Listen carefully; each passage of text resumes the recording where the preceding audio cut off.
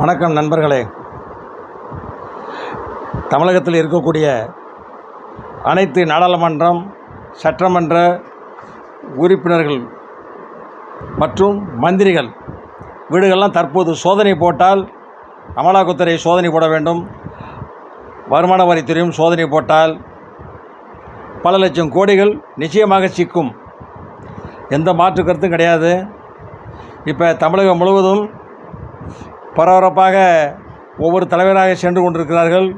ஒரு தொகுதிக்கு மட்டும் 5 கோடி ரூபாய் செலவாகும் என்பதை மனதில் வைத்துக்கொண்டு இந்த பணமெல்லாம் எங்கிருந்து வந்தது என்று அமலாக்கத்துறை விசாரிக்க வேண்டும். வருமான வரித்துறை விசாரிக்க வேண்டும். விசாரிக்கவில்லை என்றால் நீதிமன்றம் தானாக முன் வந்து விசாரணைக்கு ஏற்றுக்கொண்டு நடவடிக்கை எடுக்க வேண்டும் என்று மக்கள் சார்பாக கேட்டுக்கொள்கிறோம். அடுத்த வீடியோவில் வரேன். அடுத்த வீடியோவில்